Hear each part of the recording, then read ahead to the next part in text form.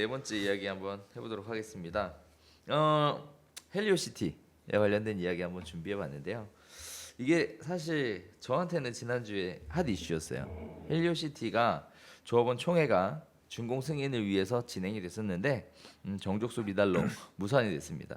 그래서 사업 방향을 놓고 조합 집행부하고 조합원이 이견을 보임으로 인해서 이런 문제가 발생했다라는 건데, 일단 헬리오시티 많이 들어보셔서 아시죠? 저희 별별사에서도 다룬 적이 있는데요. 9,510가구를 신축하는 거의 미니 신도시급 아파트 단지 하나가 엄청나게 큰데요. 원래는 2018년 12월 31일 날 입주를 시작할 계획이었습니다. 그런데 이제 총회가 무산이 돼서 과연 입주할 수 있겠느냐라는 얘기가 지금 솔솔 나오고 있습니다. 자, 이 총회를 왜 입주 전에 하게 됐냐에 대한 배경이 좀 궁금하실 것 같은데, 헬리오시티 준공 인가가 결국은 기존에 인가받은 설계와 도면대로 시공이 돼야 준공이 나는데요. 일단 중간에 변경을 했어요. 그래서 사업시행계획 변경안에 대해서 총회를 해서 통과를 해야 그 내용에 대해서 준공을 해주겠다라고 송파구청에서 이제 조합에다가 내용을 통보를 했습니다. 거기에 따라서 조합은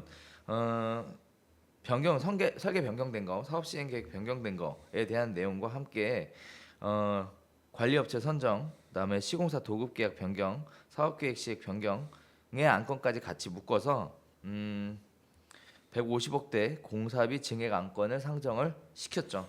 그래서 결국 부결이 됐는데요. 일단은 임시 사용 승인을 통해서 입주를 할 수는 있지 않냐라는 얘기에 대해 일단 기사에서는 굉장히 회의적으로 얘기를 하더라고요. 임시사용이 안 되는 거 아니야? 나는 이게 사실 진짜 도저히 이해가 안 되는 부분이 뭐냐면 네. 이게 내부적인 문제니까 제가 잘 몰라서 그런데 네. 사업 시행 인가를 받을 때 설계안이 나오잖아요. 네. 그럼 설계한 대로 지었어야 되는데 네. 지금 이제까지 언론에서 나오는 태도로 보면 설계 받은 내용대로 안 지었다는 얘기잖아요. 그렇죠. 왜 안 지어? 그러니까 만약에 설계 변경을 할 거였으면 사업 시행 변경 인가를 받고 그 다음에 그 내용대로 졌어야 되는 거 아니야? 일단 변경해서 짓고 경미한 변경이라고 생각했나? 그러니까 일단은 짓고 그 다음에 나중에 그때 가서 나중에 총회할 때 그때 안건을 올려서 변경을 하자 뭐 이렇게 생각을 했나 봐요.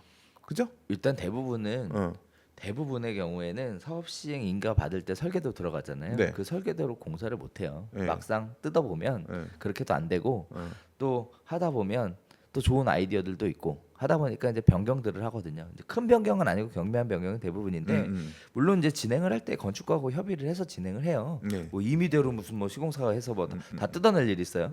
말이 안 되는 거죠. 문제는 그 변경된 내용에 대해서 조합원의 동의를 구했냐라는 거거든요. 그래서 조합원의 동의를 구해 갖고 오란 얘기예요 지금. 이게. 그러니까 변경 인가를 그럼 나중에 하는 건 오케이. 보통 그렇게 한다. 그러니까 사실 변경 인가 하기도 하는데 전 중간에 한번 했어야 되는 거 아닌가? 중간에 싶은 했어야 되는 거지. 그러니까 이거 왜 지금 입주할 때 가서 이 나는 사업 시행인가 변경 안건이 공사하는 한창 중간에 네. 할 수 있었을 텐데 왜 이런 안건 안 처리했나? 그게 얘가 첫 번째로 안 갔고. 그거는 왜 그러냐면 변경을 하면 결국은 공사비 증액에 대한 부분이 그러니까 그거를 매몰리거든요. 조합에서 임의로 돈을 일단 건설회사 지출하는 비용에 대해서 오케이를 하고 그렇죠. 지금 와서 이제 실제로 증액이 150억 원 올라가끔 됐다라고 하니까 조합원들이 니들 맘대로 왜 그렇지. 그렇게 된 거지. 가격 이거 변경하면서 올리겠다라고 했냐? 니네 이딴 식으로 조합 임원들 하려면 이제 그런 얘기인 거잖아요. 그러면서 맞아요. 지금 성원을 안 시키고 있는 거잖아요. 맞아요. 구청 입장에서는 우리가 내준 도서는 A 도서인데 내가 지은 도서는 B면 B로 변경하겠다고 총회를 받아갖고 해갖고 오라는 와라. 거야. 사업비 증액도 있으니까 증액 안건도 있으니까 해갖고 와라. 그럼 해주겠다는데 그게 지금 안 열리니까 그렇죠. 문제인 거잖아요. 그렇죠. 자, 그래서 12월 31일 날 과연 입주할 수 있겠느냐가 뜨거운 감자예요. 그래서 막판에 가서 또 이렇게 처리하는 이유가 뭐냐면 이제 볼모로 잡는 거지. 입주를 볼모로 잡고 맞아. 조합장이 밀어붙이는 거지. 설마 네가 나를 우리 지금 와서 이거 만약에 늦어지면 입주가 한 달, 두 달, 세 달 늦어지는데 입주 계획 늦춰지겠어. 그냥 네. 억울해도 할 수 없다라고 하면서. 근데 나는 이런 처리는 진짜 이해가 안 간다. 그렇죠. 이제 그런 부분들이 결국은 막바지에 가서 어떻게 하겠냐 뭐 이렇게 생각을 하고 진행을 하는 거죠. 그래서 사실 보다 보면 이런 부분도 있어요. 이제 과연 12월 30일 날 그러면 입주가 안 되겠냐? 입주가 지연이 되면 언제까지 지연이 되겠냐? 뭐 이런 부분들인데 뭐 일단 또 이런 얘기도 있어요. 송파구청은 조합장 해임 논의가 진행 중이고 안건도 불발되기 때문에 임시 사용 승인 신청이 어려울 것으로 예상했다. 이런 얘기가 기사 말미에 나오는데 이게 굉장히 불안감을 또 크게 올려주는 내용이기도 하고 또 사실이기도 해요. 근데 과연 입주를 못할 것이냐에 대해서는 입주 못하면 머리 아픈데. 그래서 그러니까 왜 이사 날짜들 잡아놓은 사람들 이런 사람들 있잖아. 그러니까 이게 사실 이게 또 그런 말씀 드리고 싶은 게 입주를 12월 31일 날 임시 사용 승인을 받고 12월 31일 날 입주를 시작하지 못하는 사건이 발생할 가능성 매우 낮다. 낫다. 왜? 매우 낮다. 왜? 일단요 이 부분이 가면 민원으로 연결이 돼요. 네, 그래서 구청이 난 자발- 모른다. 난 모른다의 한 표. 구청이 자발적으로 움직입니다. 용산에서 음. 용산 더 프라임이라는 아파트가 2013년 10월 말에 입주 예정이었어요. 그 아파트가 몇 월에 언제 입주했는지 아세요? 입주 개시가 언제요? 2014년 1월에 했어요. 음. 3개월 늦춰졌는데 한 번에 3개월 늦춰진 게 아니라 입주 날짜를 한 달 딜레이하면서 3번. 그래서 난리가 났거든요. 그것도 이런 거랑 비슷한 상황이에요. 이게 더 프라임 같은 경우에 일반 분양이 얼마나 됐어요? 일반 분양 100%. 100% 일반 분양인데 네. 그럼 뭐 민원을 졸라 넣은 거예요. 구청에다가 준공 내주지 말라고 집 제대로 안 져줬다고. 오히려 네. 그러면 그러니까 얘기가 달라져요. 근데 이 네. 민원이 네. 봐봐 여기도 지금 음. 이거 지금 조합을 이 사업 시행인가 변경인가 하지 말자가 누구야? 조합원이잖아. 민원인이 누구야? 아니죠. 입주를 하자라는 그러니까 얘기는 입주를 해달라는 조합원이 일부 있지만 이때 입주 지금 하면 안 되고 사업 시행 계획인가 이때 변경시키면 이 150억 원을 돈 더 쓰게끔 하는 안건을 통과가 안 된 상태에서 니네가 일부러 입주를 시키는 건 월권이다라는 식으로 이걸 지금 하고 있는 사람들은 그런 식으로 민원을 넣겠지. 그러면 민원끼리 싸우는데 구청 입장에서 어느 한편을 들어주긴 되게 민원끼리 애매하죠. 싸울 이유가 없죠. 이 케이스는 민원끼리 싸울 이유가 없어요. 왜 없냐면은 얘 같은 경우는 공사를 다시 해달라는 게 아니거든. 내용 자체가 문제는 사업상 절차의 문제에 대해서 지금 태클이 걸린 거잖아요. 그다음에 공사비 증액과 관련된 부분인데 이거는 일반 분양자하고는 상관이 없는 케이스예요. 그냥 그러니까 일반 그렇죠. 분양 문제가 아니라 그래서 어. 그래서 일반 분양자들은 이 상황이 오면 구청에다가 그거는 니들끼리 해결하라고 하고 나는 제 날짜에 입주하겠다. 입주해야 된다. 이러한 문제가 발생한다. 손해배상 청구하겠다라는 얘기들이 나오게 되는 거고. 손해배상 하면 되지 그건. 그렇지 물론 손해배상을 하면 되지. 그거는 근데 입주 늦어지면 단순하게 지연배상하면 되지. 입주가 늦어지는 사람에 대한 손해배상만 연결되는 게 아니라 어. 공사 지연에 대한 부분도 손해배상으로 연결이 되거든요. 그래서 되게 복잡해지는 건 맞아요, 선생님 얘기하는 것처럼. 그런데 제가 그냥 개인적으로 볼 때는 절차에 대한 부분, 뭐 예를 들어 이제 사전 점검해서 막상 딱 들어가 봤는데 뭐 크게 나쁘지 않다, 나쁘지 않다. 요렇게만 얘기가 나와도 입주는 임시 사용 승인은 받아서 입주는 통상해요, 통상. 통사하는데 이게 통상해. 지금 이렇게 전국적인 이슈가 되는 상황에서 송파구청이 어떤 결론을 내릴지 뭐 저도 사실 임시 사용 승인은 준공이 아니기 때문에 송파구청은 임시 사용 승인에 대해서 네. 부담을 가질 게 없어요. 그런가요? 네, 부담을 가질 게 없어요. 왜냐하면 임시 사용 승인은 말 그대로 임시 사용 승인인 거거든요. 나는 사실 준공하고 별개예요. 그런 권한까지는 잘 모르겠어. 왜냐하면 임시사용 승인이 제가 이제까지 임시사용 승인으로 입주한 아파트들 많이 봤는데 주로 어떤 거였냐면 지분 문제가 없는데 그 외의 부분들이 다 특히 이제 재개발 재건축 사업 같은 경우는 사업 시행 인가 시점에 뭐 도로 만들어놔라, 공원 만들어놔라 이런 식으로 별도로 이 이 짓기로 한 이 주택 외의 부분에서 마무리가 덜 되었을 때 그래 집은 다 졌으니까 임시 사용 승인으로 일단 입주하고 그런 부분이 다 마무리돼 사업 시행 인가 조건을 다 이행하면 그때 준공 내주겠다 이런 사례들은 많이 봤거든요. 근데 지금 여기는 그 외부적인 문제가 아니라 지금 문제가 그거 아니야. 니네가 지금 구청에다 낸 도면대로 음. 집을 안 줬는데 그래도 일단 들어가 살아도 되라는 판단을 송파구청이 해서 임사용 승인을 내줘야 되는 거잖아요. 그게 가능할지는 나는 그게 되는지 안 되는지 그 범위에 대해서는 잘 모르니까. 여기서 이제 이 응, 얘기는 응. 이 얘기도 또 숨어 있는 거예요. 과연 조합에서 임시 사용 승인을 신청을 할 것이냐 이걸 보는 거거든 지금. 조합이 이제 하면 된다. 음. 승인 내면. 할 것이냐 이건데 할 사람이 누구냐 조합장 해임을 할 텐데 음. 해임에 대한 얘기가 나오는데 임시 사용 승인 신청을 누가 하겠느냐 뭐 이런 얘기가 같이 어울려서 나오는 얘기 같아요. 일단은 그때 되면 사실 이 사람이든 저 사람이든 한 마음 한 뜻해요. 대부분의 경우는 왜 임시 사용 승인이라는 것 자체가 피해를 줄이는 거잖아요. 뭐 원조업원들은 거기에 대해 손해배상 안 해도 되는 거고. 뭐 근데 들어가는 입주 날짜 사람들은 정해지면 제 날짜 들어가는 맞춰야지. 거예요. 사실 네, 그리고 들어가는 이거 거고. 이거 안 한다고 해서 150억 원 안 줄 수 있을라나. 계속 또 이거 받는다고 소송할 텐데 그렇죠. 건설회사들. 그 소송은 별개인 거고. 그래서 아무튼 뭐 예. 제가 이런 얘기를 드리고 싶은 게 일단은 헬리오시티에 대한 입주 문제가 이제 워낙에 큰 단지다 보니까 뭐 이슈가 될 수가 있는 부분이고 많은 분들이 그래서 되게 걱정도 하시고 한편으로는 뭐 쌤통이다 뭐 이렇게 얘기하시는 분도 있으실 테고 아니지. 쌤통은 아니지. 뭐 그럴 것 같은데 제가 개인적으로 볼 때는 통상의 경우에는 이 정도 아파트 단지에 이렇게 지어지면 임시 사용 승인은 한마음 한 뜻이 돼서 나오더라고요. 그 이후에 이제 조합장에 대한 부분, 사업에 대한 비리에 대한 부분, 뭐 그 시공 계획 변경에 따른 공사비 증액에 대한 부분, 이 부분들이 매우 몹시 복잡하게 소송으로 다루어지면서 결국은 등기가 무지하게 늦게 난다는 거. 네. 이런 부분들은 나 듣기 늦게 나면 머리 아픈데. 그러니까 말이에요. 네. 이제 그런 부분들이 발생할 수 있다는 입주 건 시점에 거래하는 부동산들 머리 시진나게. 그러니까 아셔야 될 것 같습니다. 네. 자, 그다음에 또 하나 마지막 이야기 간단하게 나눠보도록 하겠습니다.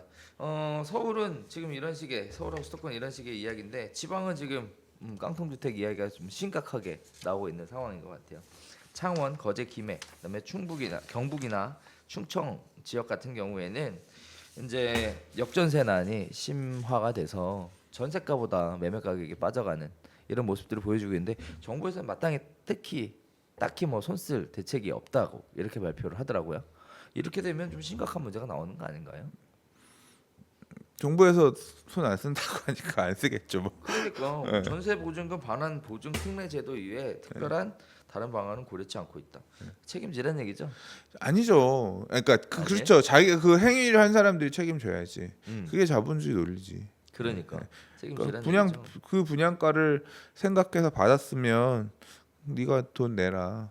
공격적으로 투자했으면 손실 부분도 감내하고 처리를 해라. 다만 세입자 같은 경우는 일종의 사회적 약자 그런 이미지가 있으니 전세 반환금 보장 보험 뭐 이런 거 정도로 해서 가겠다라고 하는 건데 보험 가입이 안 되지. 일단은 지금도 이미 안 되, 떨어져 이제 안 버렸기 되겠지. 때문에. 그렇지. 예.